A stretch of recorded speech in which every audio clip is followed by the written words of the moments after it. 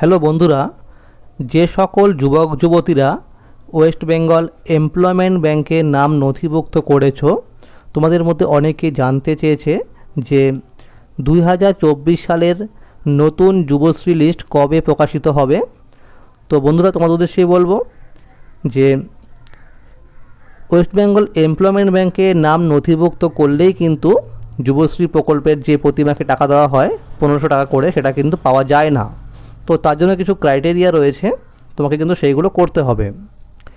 তো বন্ধুরা, 2024 সালের নতুন লিস্ট অর্থাৎ যুবশ্রী লিস্ট, সেটা কিন্তু খুব শীঘ্রই তোমাদের এই যে ওয়েবসাইট রয়েছে, ওয়েস্ট বেঙ্গল এমপ্লয়মেন্ট ব্যাংকের যে অফিসিয়াল ওয়েবসাইট রয়েছে, এখানে কিন্তু পাবলিশ করে দেবে।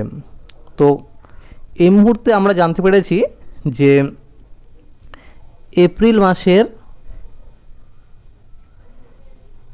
18ই এপ্রিলের মধ্যে কিন্তু নতুন যুবশ্রী তালিকা ওয়েবসাইটে পাবলিশ হয়ে যাবে। তো কাদের নাম থাকবে বা যারা এখন পর্যন্ত টাকা পাচ্ছে তারা কোন ডেটে অ্যাপ্লাই করেছিল, এই বিষয়ে কিছু তোমাদের বলবো। যে বন্ধুরা, যারা এই মুহূর্তে টাকা পাচ্ছে প্রতি মাসে মাসে 1500 টাকা করে যুবশ্রী প্রকল্পের, তারা কিন্তু 2013 সালের 20 মার্চ দুপুর 2:30 পর্যন্ত যারা নাম নথিভুক্ত করেছিল, তাদের কিন্তু এই মুহূর্তে প্রতি মাসে মাসে যুবশ্রী প্রকল্পে টাকা দেওয়া হচ্ছে। তো নতুন যে যুবশ্রী লিস্ট বের হবে, সেটা কিন্তু এই 20 মার্চের অর্থাৎ 2013 সালের 20 মার্চের 2:30 পর যারা নাম নথিভুক্ত করেছিল, তাদেরই কিন্তু নাম আসবে নতুন যুবশ্রী লিস্টে। এবার বন্ধুরা, তোমাদের নাম তোমরা কীভাবে বুঝতে পারবে? তো বন্ধুরা, ওয়েস্ট বেঙ্গল এমপ্লয়মেন্ট ব্যাংকের যে অফিসিয়াল ওয়েবসাইট রয়েছে, এখানে কিন্তু তোমাদের যখনই তোমাদের লিস্ট পাবলিশ করবে, তখন এখানে দেখবে একটি পিডিএফ ফাইল তারা কিন্তু এখানে দিয়ে দেবে। তো সেখানে তোমাদের কিন্তু পিডিএফ ফাইলটা তোমাদের ডাউনলোড করতে হবে। ডাউনলোড করার পরে তুমি উপরে কিন্তু সার্চ করবে তোমার এনরোলমেন্ট নাম্বারটি দিয়ে, অর্থাৎ দেবে একটি নাম্বার আছে ইবি নাম্বার, সেটা দিয়ে তুমি কিন্তু সার্চ করবে।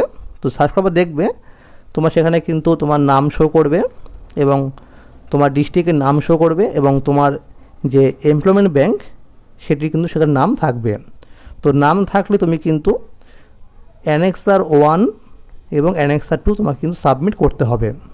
তো যদি তুমি এই দুটোর মধ্যে কোনোটি সাবমিট না করো, তবে তোমার কিন্তু যুবশ্রী প্রকল্পের যে লিস্টের নাম থাকলেও তুমি কিন্তু প্রতি মাসে মাসে টাকা পাবে না। তো বন্ধুরা, তোমাদের যখন এই লিস্ট দেওয়া হবে, তখনই দেখবে একটি তোমাদের নোটিশ দেওয়া হবে যে তোমাদের এই সময়ের মধ্যে তোমাদের অ্যানেক্সার 1 এবং অ্যানেক্সার 2 সাবমিট করতে হবে। তো অ্যানেক্সার 1 হচ্ছে তোমাদের এই ওয়েবসাইটে একটি লিঙ্ক দেওয়া হবে, অর্থাৎ তোমাদের অনলাইনে অ্যানেক্সার 1টি সাবমিট করতে হবে। অ্যানেক্সার 1 মানে হচ্ছে তোমার কিন্তু সেখানে ব্যাংক ইনফরমেশন সেখানে কিন্তু দিতে হবে। তো ব্যাংকের number, account number, IFSC code, এই সমস্ত বিষয় সেখানে কিন্তু তোমাকে ফিল আপ করতে হবে। আর অ্যানেক্সার 2 হচ্ছে একটি ফর্ম, সেই ফর্মটি হচ্ছে তোমরা দেখতে পাচ্ছ, এটি হচ্ছে অ্যানেক্সার 2 ফর্ম। এটি তোমার কিন্তু ওয়েবসাইট থেকে ডাউনলোড করতে হবে। ডাউনলোড করার পরে তুমি কিন্তু গ্যাজেটেড অফিসার থেকে তোমাকে সাইন করে আনতে হবে, সেখান থেকে তোমাকে একটা সিল অর্থাৎ স্টাম্প তোমাকে দিয়ে দেবে। অ্যানেক্সার 2 মানে হচ্ছে যে তুমি এখনও পর্যন্ত যে বেকার রয়েছো, তুমি এখনও পর্যন্ত কোনো কাজ করছো না, এটা কিন্তু সেই গ্যাজেটেড অফিসার লিখে দিয়ে তোমাকে একটা সাইন করে দেবে। তো তখন তোমাকে কিন্তু এই অ্যানেক্সার 1 এবং অ্যানেক্সার 2 তোমাকে নিয়ারেস্ট তোমার যে এমপ্লয়মেন্ট ব্যাংক রয়েছে সেখানে গিয়ে তোমাকে কিন্তু সাবমিট করতে হবে। তো সাবমিট করার পরে তোমার কিন্তু অ্যানেক্সার 1 এবং অ্যানেক্সার 2 কিন্তু তারা ভেরিফিকেশন করবে।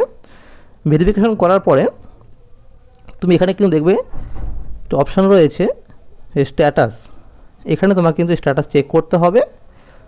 তখন দেখবে তোমার যদি স্ট্যাটাস লাইভ কেস দেখায়, তবে তুমি কিন্তু প্রতি মাসে মাসে টাকা পাবে, অর্থাৎ 1500 টাকা করে যুবশ্রী প্রকল্পের। আর যদি তোমার ওয়েটিং নাম্বার দেখায়, তখন ভাববে যে তুমি কিন্তু ওয়েটিংয়ে রইলে, যখন তোমার ওয়েটিং ক্লিয়ার হবে তখন তোমাকে কিন্তু প্রতি মাসে মাসে যুবশ্রী প্রকল্পে টাকা দেওয়া হবে।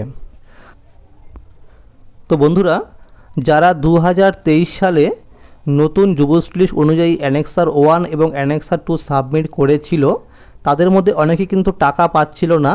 তো যারা টাকা পাচ্ছিল না, যারা ওয়েটিংয়ে ছিলেন, তাদের মধ্যে অনেককেই কিন্তু এই সপ্তাহ থেকেই জানুয়ারি এবং ফেব্রুয়ারি মাসের টাকা কিন্তু তাদের অ্যাকাউন্টে ক্রেডিট করে দিয়েছে, অর্থাৎ তাদের কিন্তু 2 মাসের টাকা অ্যাকাউন্টে ক্রেডিট করে দিয়েছে।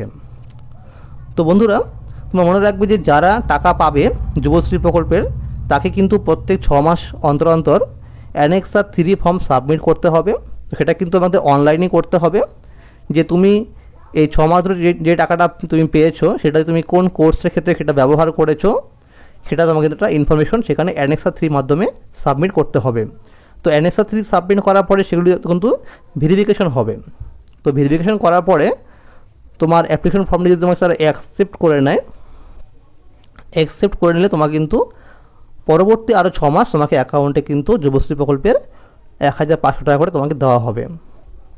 তো বন্ধুরা, তোমরা মনে রাখবে যে নতুন যেই যুবশ্রী লিস্ট সেটা কিন্তু এপ্রিল মাসের 18 তারিখের মধ্যে কিন্তু পাবলিশ হবার সম্ভাবনা রয়েছে।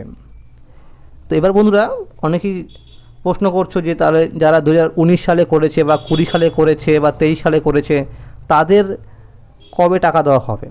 তো বন্ধুরা, তোমরা মনে রাখবে এইভাবেই কিন্তু এটা কন্টিনিউ চলছে, অর্থাৎ 2013 সাল থেকে এটা কিন্তু কন্টিনিউ চলছে। তো এখনও কিন্তু মার্চ মাস শেষ হয়নি। তো এরপরে তো আরও অনেক মাস রয়েছে, অনেক বছর রয়েছে। তো তোমাদের কিন্তু অপেক্ষা করা ছাড়া আর কোনো উপায় নেই। তো যখনই কোনো আপডেট পাবো তোমাদের কিন্তু অবশ্যই আমি জানিয়ে দেওয়ার চেষ্টা করব। তো বন্ধুরা, যাদের যুবশ্রী প্রকল্পের নতুন লিস্টের নাম আসবে, তাদের কিন্তু প্রত্যেকেরই মোবাইল নাম্বারে, অর্থাৎ রেজিস্টার মোবাইল নাম্বারে কিন্তু এমপ্লয়মেন্ট ব্যাংক থেকে SMS পাঠাবে যে তোমাদের এই তারিখের মধ্যে তোমাদের অ্যানেক্সার 1 এবং অ্যানেক্সার 2 সাবমিট করতে হবে।